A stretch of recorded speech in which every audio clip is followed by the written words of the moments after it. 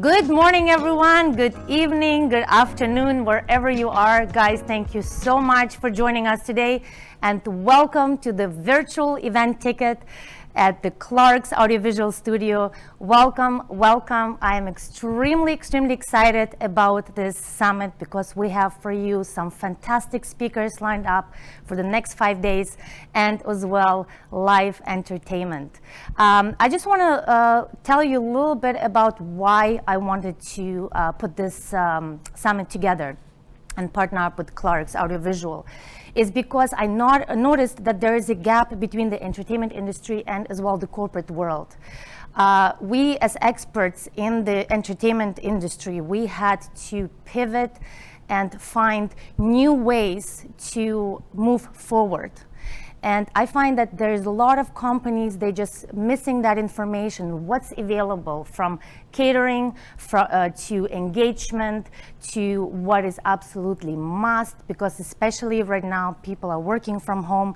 It's really important to keep them engaged and keep the show moving. So this is the reason why I put the summit together, to educate you, to interview experts who are experts in those fields and kind of guide you. That's what we're here for. They're just waiting for you to reach out so we can guide you and show you what's available. The events are right now obviously not happening, as you know, in person, but saying that there's so many fantastic opportunities what you can do virtually. So, and this is the reason for this summit, and again, I welcome you. We have some fantastic, of course, speaker today, and as well entertainer. And speaking of the entertainer, I would like to introduce you to Jan Markson. Is one of the Canada's top mentalists and psychological entertainers.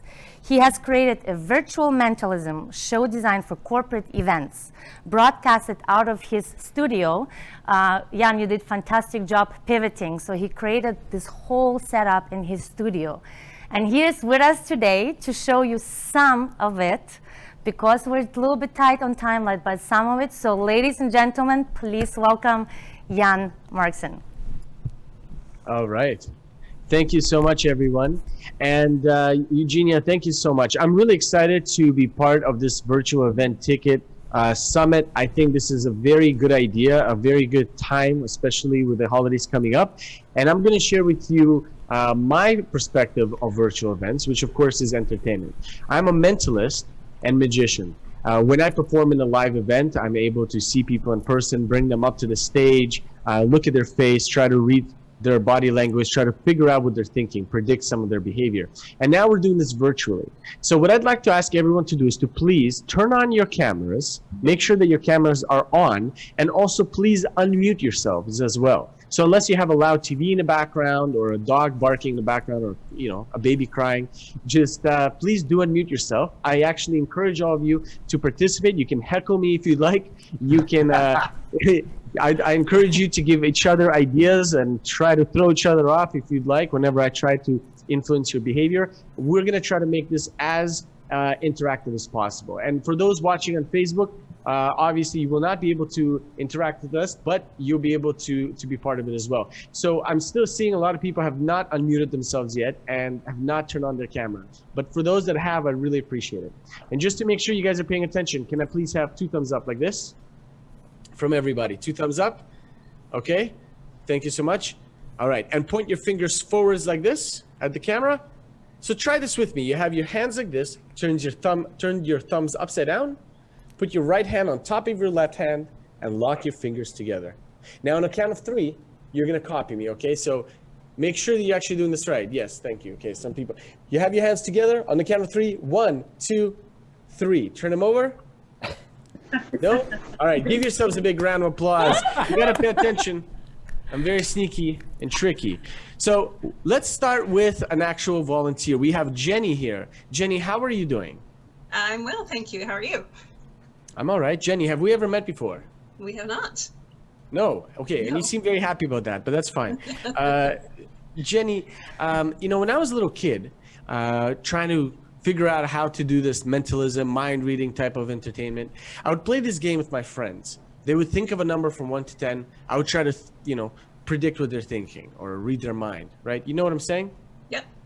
Yeah, I'm just joking. I never had friends, but I did get pretty good at this game. So let me show you. I'm gonna think of a number. We're gonna do it backwards first. I'm gonna think of a number from 1 to 10, and I'm gonna send it to you telepathically through the webcam, through the fiber optics in the internet. You are going to tell everyone here what number I'm thinking of. Okay? Here we go. I have a number from 1 to 10. Jenny, what number am I thinking about? 7. 7. That's right. That was very good, guys. Give her a big round of applause. Very good start to the summit. I'm glad this worked out. Now, Jenny, that was too easy for you, so we'll take it a step further. Some people here are very skeptical. They don't believe in things like mind reading, you know? Crazy. So what I'm going to do is I'm going to draw a picture of an animal, okay, that I'm thinking of. And you're going to try to guess what I'm thinking. So here, I'm going to draw like this. Okay, perfect. So I have an animal. Before I show you what it is, Jenny, I'm going to send it to you telepathically, or as my wife likes to say, telepathetically. Okay, here we go. What animal am I thinking of in my mind? Cat. Sorry? A cat? A cat, that's right. Oh my goodness, it worked again. Guys, one more big round of applause for Jenny. I know at this point Eugenia is getting nervous and going, wait a minute, I thought you were going to do some real effects for us today. So we're going to get to it right now. Jenny, in your mind, you know, think of a card, any card that you could choose out of a deck of cards, right? In your mind. You have one? Yep. Now, before the show started, I made a little prediction. I took one card, I put it backwards into this deck. I'm going to show you right now. What card did you pick in your mind? Jack of Hearts. Jack of Hearts. Wow. Is there a reason why? That's a very, you know, usually I get Queen of Hearts. Jack of Hearts is very uncommon. Any particular reason or no? Because I was going to go with Queen of Hearts, and I thought that would be too predictable. Exactly. But here's the thing. You see, every single card is faced one direction except for one card in this deck. You picked the Jack of Hearts. Could have been any card. Yeah. I knew that you would say Queen of Hearts is too predictable, and you were going to change your mind, go with that Jack, and you did. Guys, give her a big round of applause. That's Jenny. Now, of course, guessing a card is something that people expect from me, right? It's like, I wouldn't be any good if I wouldn't be able to guess a card somebody picked. What I love about mentalism is being able to anticipate people's behavior. And people's behavior are actually connected to the patterns we all have. Now, these patterns are very useful to us, right? But also, they're connected to cognitive biases in our head, like imposter syndrome and risk aversion and fear of the unknown. Usually these are good for you, right, in dangerous situations, but in a lot of situations, they keep us away from really our fullest potential, right? They keep us away from taking opportunities that we may not even see can turn into something even bigger than we would have imagined. I know that that's happened to me many, many times, even though I'm aware of those biases. So I'm going to use those patterns right now, and I'm going to show you just how predictable we all are with these patterns. So let's try this with somebody here. Natalie Sutherland, how are you doing? Good. Hi.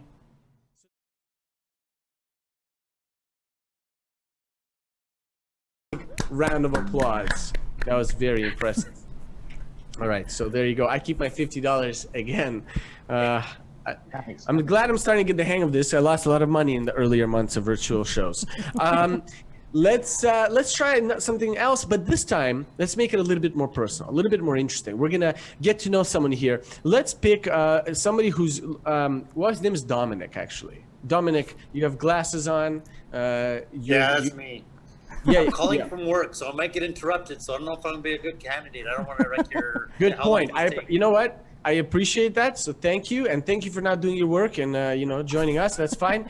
That's your problem. You might get fired, but hey, I get it. I get it though. Okay, Virtual ticket. Let's do it. No, are you sure? Yeah, let's go. All right, let's do it quick. Let's do it quick. Let's do it quick. Please don't get interrupted. Here we go. I'm gonna get you to think really quickly of somebody from your life that you know really well. So you know when they were born, you know where they were born, but somebody who's alive, okay? We don't do that freaky stuff. Okay.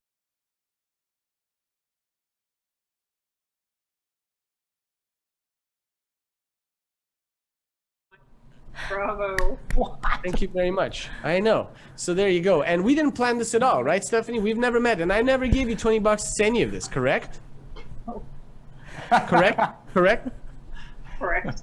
Correct. That's good. That's just like we practiced. Thank you Wow. so much, Stephanie. Guys, give her a big round of applause.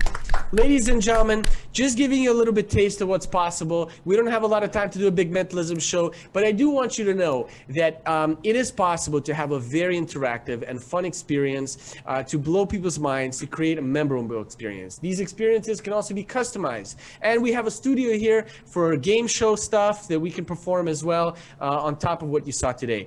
Thank you so much for your time. I know you're in amazing hands today with Roger, and please do check out the rest of the summit as well. Thank you guys, and have a wonderful weekend. That's it for me. Bye. Jan, thank you so very much. And again, it just shows that there's so much what can be done virtually and engage people. And that's what brings me to today's topic is how to make a virtual event, how to maximize the engagement virtually. So, and I would like to introduce you to Roger. Roger is an award-winning world-class keynote speaker and MC. I met Roger numerous times and I saw him speaking outstanding, and he's certainly worth his gold. To have him at any event, if it's online, hybrid, in person, Roger can absolutely make that happen. As an MC and keynote speaker, Roger believes in active participation, interactive engagement, and increasing the power of people in the room and online. Ladies and gentlemen, please welcome Roger Huskett. Roger, thank you so very much for being here. Just imagine there's like a lot of applause happening just virtually from UK and from Toronto and from Vancouver. I'm soaking it in. That's awesome. Yes. Thank you so much, Eugenia. So Roger, especially right now, as I mentioned at the beginning, there's in the companies right now, I think there's a lot of challenge is to how to engage people, because engagement is so important. And with this new industry right now, with online and everything, a lot of companies find it challenging to find the right fit or to find the right opportunity to engage their staff. So what do you think makes the virtual event engaging? Well, so this is the thing. I think that, we're in a little bit of a conundrum because engagement is more important than ever in a virtual world, isn't it? We sit in front of computer screens all the time. And so engagement is more important than ever. To be engaged in what you're doing is more important because we have less to help us, and it's harder than ever. So we have this real conundrum that, we need to be reaching for something that has risen in importance, and yet as it rises in importance, it's harder to reach for. And so it takes real thought to create an engaging virtual experience. We are really good at humans at creating engagement when we're around other people. This is what we do. We're really good at it. We're really good at getting engaged when there's other people around. So it's part of the challenge is to make virtual feel as real as it does in real life. And so, it's not like we have the answers now. It's not like we're going, oh, now we've had 8 months and we now know everything. What we are like, let me back it up a little.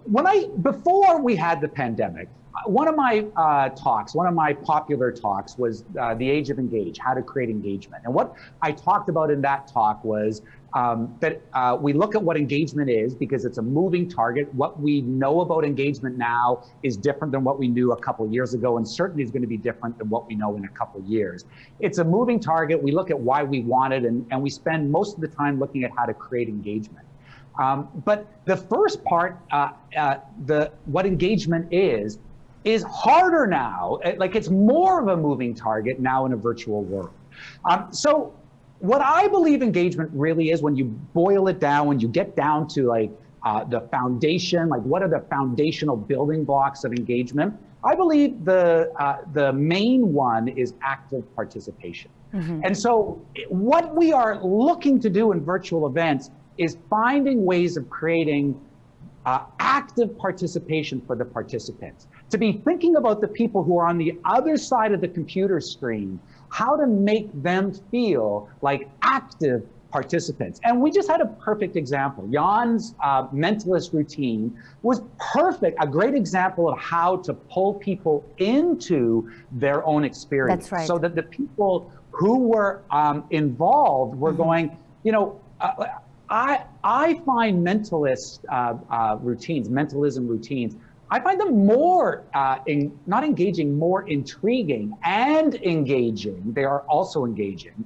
but they're more intriguing in a virtual world, because while in a room you can be like, how's that guy doing that? When he's talking to people in London, he's talking to people in Vancouver and Toronto, it becomes even more impressive. But the key component of what Jan was doing was making us feel like we were actively participating in the experience. And so what I think, you know, when you're looking at how to create a virtual, engaged virtual experience, this is one of the basic concepts that you need to be thinking about. How are we creating active participation? And lots of virtual events fall flat. We know that. We know that over the last 9 months.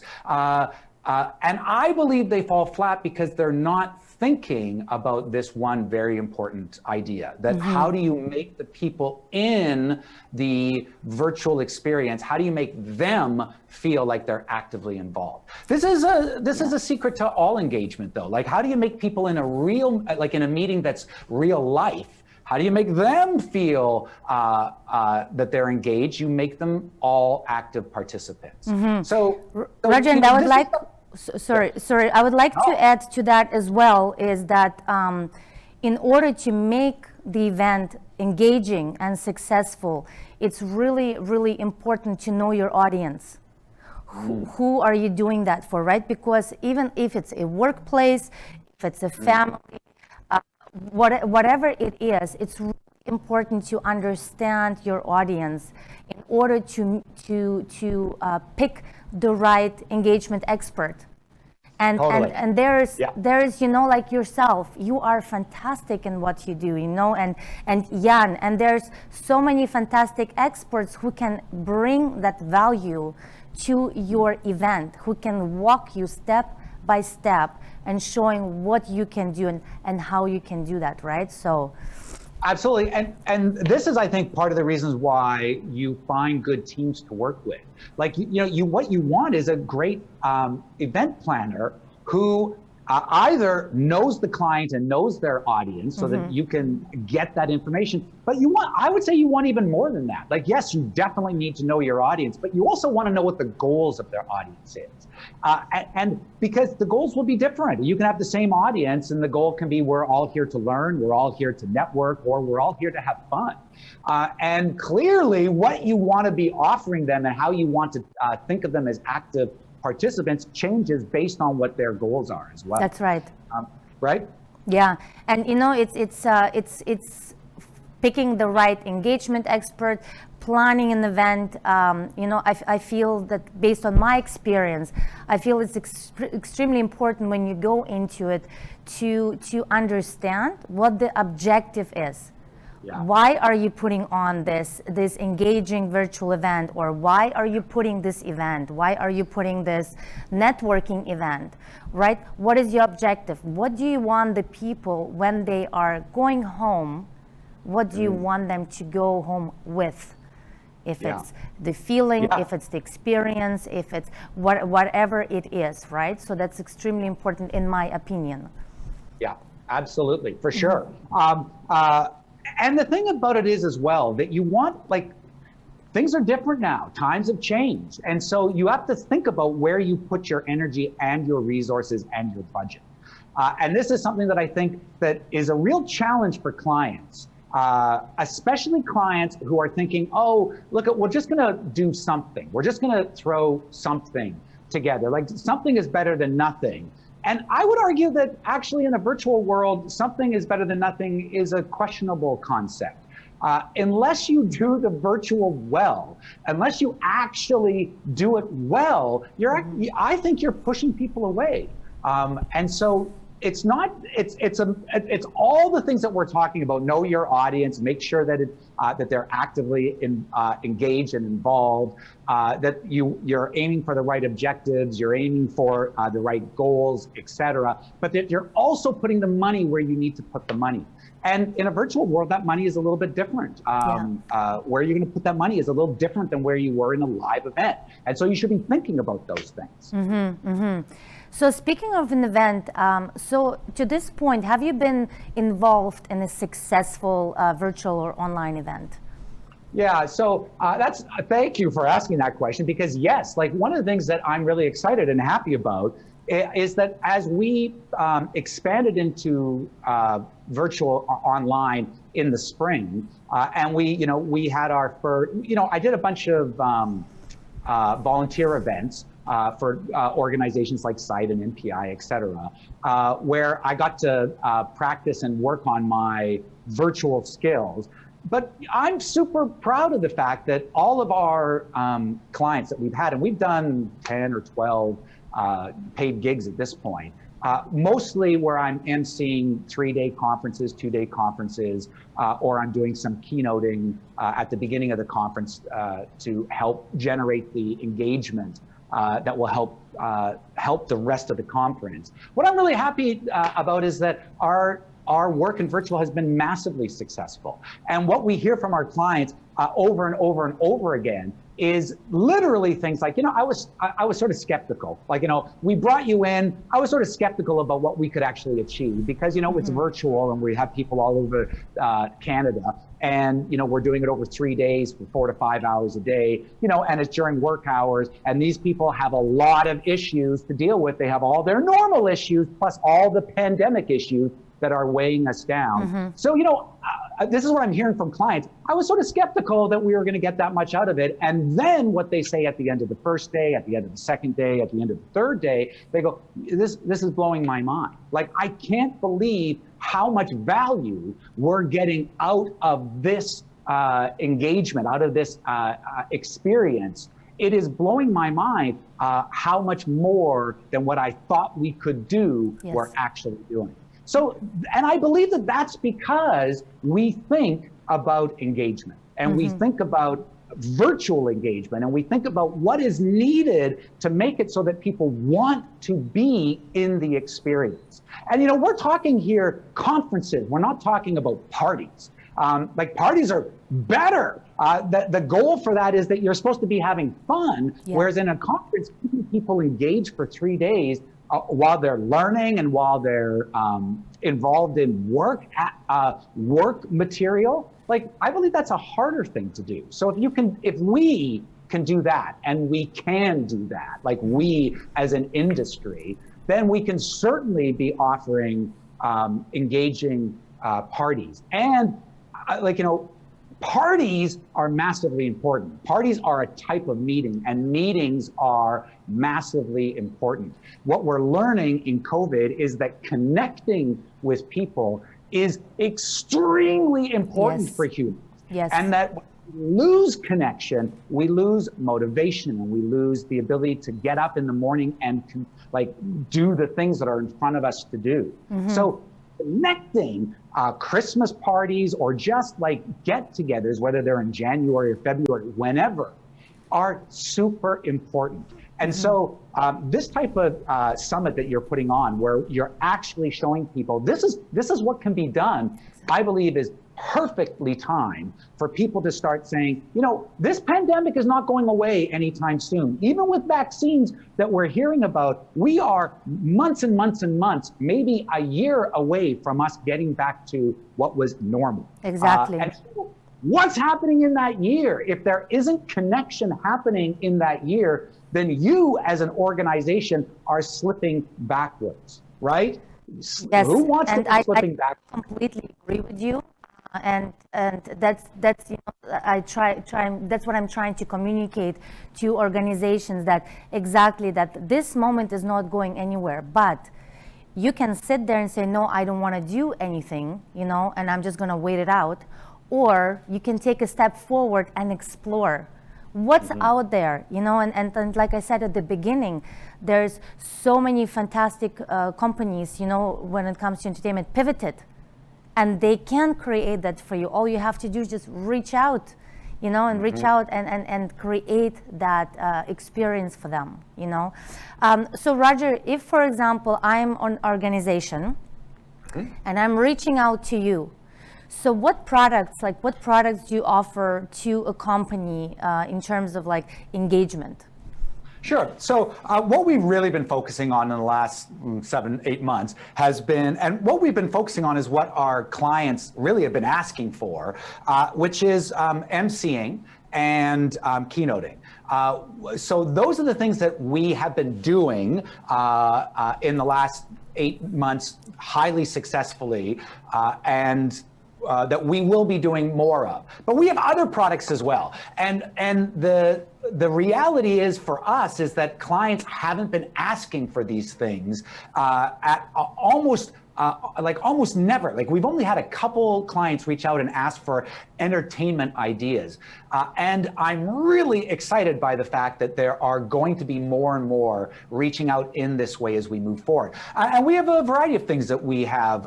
We have a Mission to Mars, a virtual escape room that we are working on right now that we are hoping to have ready for December, but it's taken longer, so it'll be ready in the new year. But that is going to be a virtual escape room where you're all working towards helping a mission from Mars get back to Earth safely. That you can be doing it all over the world, and that you will be in teams. One of the things that we have been really focused on, I really believe that you need to elevate the virtual experience by including teams, so that rather than just doing trivia where it's you answering on your phone, going, you know, this is me trying to beat other people in my association or in my company. What I really believe in is creating teams, and that you need virtual teams. You need people to be able to look at each other and go, what's the answer? And then talk to the host or give the answer. So we've been working on technology that allows that to happen. And so we have a pub trivia that has been highly successful live that we are now adapting to virtual. So we have that, and we have murder mysteries as well on the block coming up next that we will be adapting to virtual as well. And the idea behind them is that there are teams that get to talk to each other and look at each other while they're trying to figure out what they need to figure out.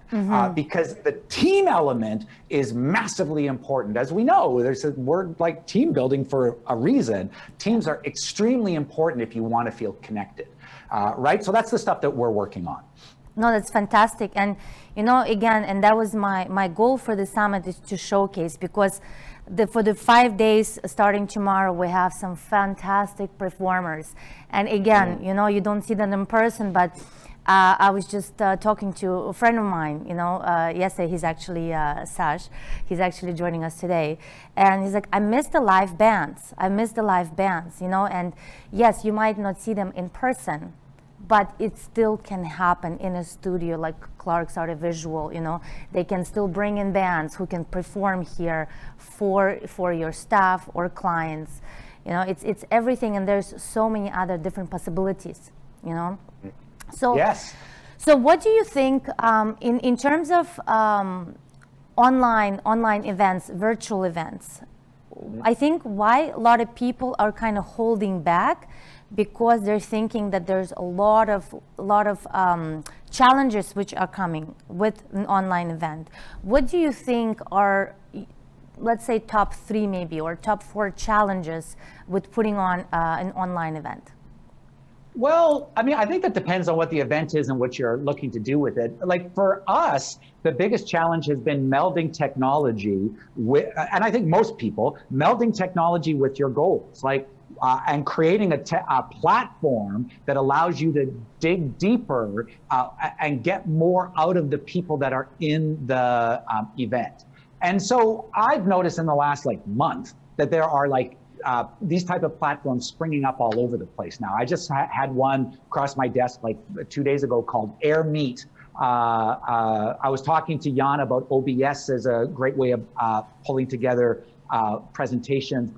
Discord is something that we're looking at as well. But for us, the biggest challenge is finding a way of creating the energy, the engagement energy that we are used to creating in a live environment in the digital. And it comes down to us.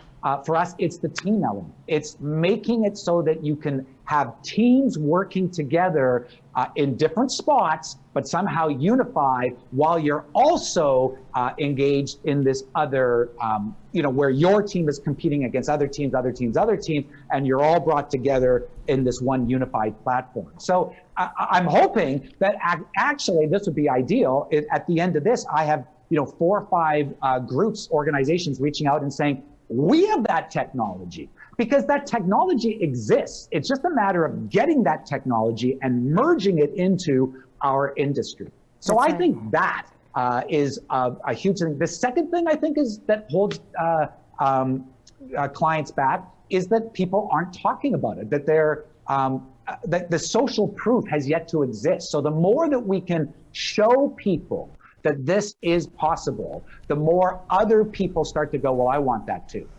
We didn't have a Christmas party this year. Why not? Those guys did, and they haven't stopped talking about it.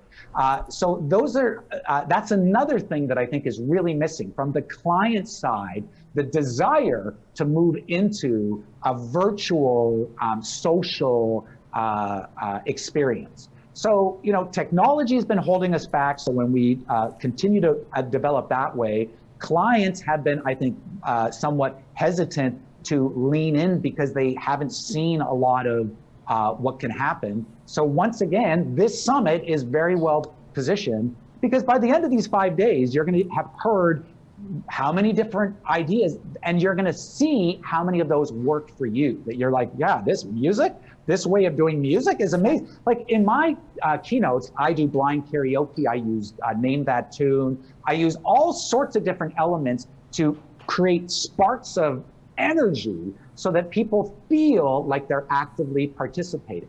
So that energy, those sparks of energy, are what we're discussing in terms of Christmas parties and social gatherings, et cetera. Yeah, especially, I think one of the, you spoke about it, but I think so too, that a lot of companies are not comfortable with the technology, right? So that's kind of what's holding them back, is this, I think, overall technology. And I want to say, if whoever's watching, that there is developed technology, and like Clark's pivoted very, very well, towards creating that experience and putting point A to point B, connecting all the dots to provide you that experience. So get out of your comfort zone, experience, because it's absolutely worthwhile, and staff and clients will definitely appreciate it.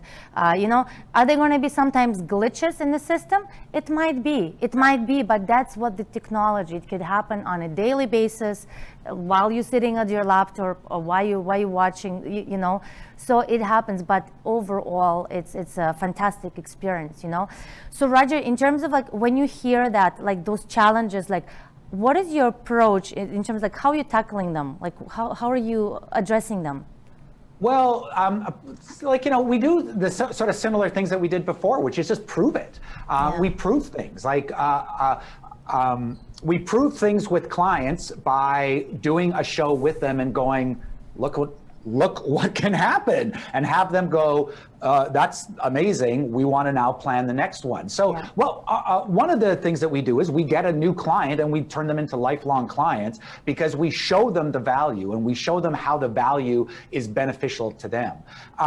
The other way is through where I put together sizzle reels and things that say, hey, look at what other people have done. This is what can also happen for you. A lot of it is education. Like I spend most of my time educating, I would say, going, we can do this stuff. We actually can make things engaging. We just need to think about it in a different way. And we need to, like you said earlier, bring in experts who are able to say, hey, we've done this this now. We know how to make this work. Or here's the technology that solves your problem. Or here's the person, the supplier, that ties it all together. That's right. As an MC, this is one of the things that I provide tremendous value for, is allowing people to put together a 3-day event and showing up as the MC with enough energy and engagement that it keeps re-energizing and reigniting in the participants their desire to be there and their desire to learn. Like part of it is stuff like, is really basic stuff. Like I have a 2-camera setup in my office. So I have a standing cam, which I can tell stories. And when I feel passionate about stuff, I can stand up and do things. And I have my intimate cam as well. These are all technology solutions that allow me in my space to be talking to 300 people around North America or 1,000 people around the world and have those people go, yeah, I want to be here for the next hour and a half. I can see value, and getting up and doing dance breaks and getting music involved and playing games. All of these things are ways of creating energy so that people want to be involved. So you started by saying, how do you convince people? I believe you convince people by showing them that it's possible. It is possible. It's possible to have an amazing virtual experience, isn't it? Haven't you all had some sort of amazing virtual experience in the last 9 months? It's possible. So what we do is grab onto those ideas and moments, and we put those together into what becomes an hour and a half or 3 hours or whatever it happens to be, an event that makes you at the end of it go, whoa, I didn't know it was going to be so great, but that was amazing. And it's with today which I'm extremely excited about, our tomorrow's topic as well. It's about catering and gifts. You can all make it happen now, bringing it to your home, and you can experience it from your home, right? And it's just a step forward to get out of the comfort zone. Right? They just get out of that comfort zone and go and explore, because again, this is not going anywhere, and it's definitely will be worthwhile, right, for companies. So, Roger, we have one question from Denise. Now they're missing the wonderful decor and ambience. Are we just replacing this with virtual entertainment? Well, I think that this is a harder challenge. I think for people who are in the decor world, it's been a harder challenge for them to figure out how their live services translate into virtual. But I think that we're learning this stuff, and there's a lot of smart brains trying to figure out how to make this experience, my experience here, more tied to what other people are experiencing. And I've been part of events that have done super successful decor slash bringing in items. And things like how everyone gets a box that they open all at the same time together on screen, and we all get to experience what's in the box together. There's things like that. There's there's ideas that will pull decor either into a studio like Eugenia's in, where the decor exists visually, but there's also ideas about how to pull decor into everyone's own space. And helping to make that a little special, so that it helps tie people into the world. Another idea that that I've seen people do, and this is before COVID, was to give socks to all their teammates. So, you can't see my foot, but to put show us your socks, Roger. Show us your socks. Anyway, they're just normal socks. But to put, everyone has socks on, and part of the experience is they go, all right, now it's sock time. Everyone show your socks, and people are sitting back and pulling up and doing, and it's elements like that we are going to discover that are going to help us say 6 months from now, wow, who knew that this is how decor was going to show up and be effective? Who knew that this is how catering was going to show up and be effective? Who knew? Because we are finding out those ideas now. We're in the process of finding them out. We've got lots, we're finding more, and we will have more, right? That's our right. journey. And I think, you know, how the companies pivoted, like people will see that there's actually a broader opportunity now. Yeah. Not just the in-person events, but now you can touch so many more people, right? And speaking, going back to that question regarding decor, like look behind me, like Loungeworks, what they did, a fantastic decor, you know, so you can make that happen. And you're right, you can make studio, or you can bring it home and have that experience as well at home, right? Mm-hmm. So the thing is, it's not going away. Like that's the thing, it's not going away. Like even when vaccines exist and COVID becomes more of a hassle than a pandemic, mm-hmm. we are never going to go away from the virtual world. It is too powerful for you to be sitting wherever you're sitting and tuning into an experience that you are getting things out of. It is too powerful to not get on a flight and fly somewhere. It is too powerful not to leave your world and go off for 3 days to a different world. There are always going to be people who want the live experience when it's possible. Mm-hmm. But there are always going to be people who are going to put up their hand and say, for this one, virtual really works for me. And as we make virtual more engaging, as we figure it out more and more, then that will become an easier choice for more people. So it's not going away. Putting your brain power into solving these problems is not a year-long issue. It is a lifetime solution that you're figuring out. So let's put a little energy into it, right? Yes, absolutely. So Roger, just to wrap it up, is there anything else you would like to mention to the audience what we have not discussed during this interview? I don't know, man. It's not, I just said it, I think. It's not going away. Like virtual's not going away. So, you know, find ways to make it work for you. And if you make a living in the event industry, then your living now has been expanded, right? You're now living in a world where live events are going to be competing with hybrid virtual events, and that's our future. So, you know, we might as well embrace it. It's coming. We might as well embrace it. Awesome. Roger, thank you so very much for joining us here today and sharing your expertise and sharing your, you know, energy. Like I said before, I love your energy, how you just come in and you fill that room with your energy. So thank you so much for being with us here.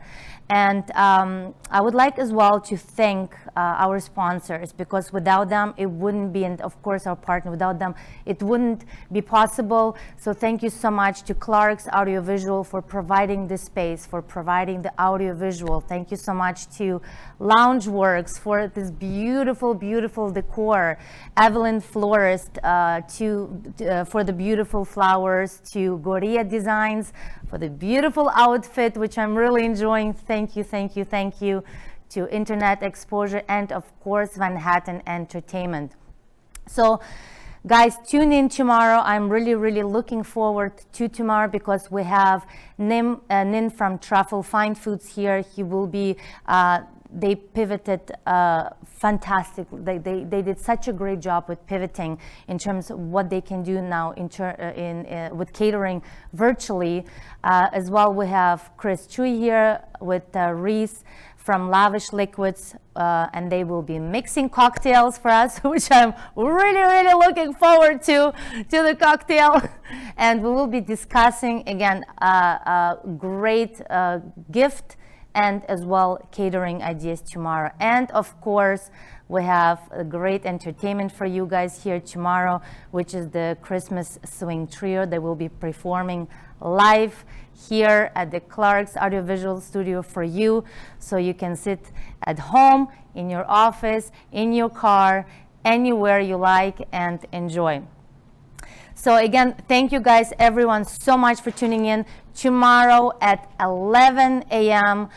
Pacific Central Time, tune in, and I cannot wait to see you. Thank you, everyone. Thank you.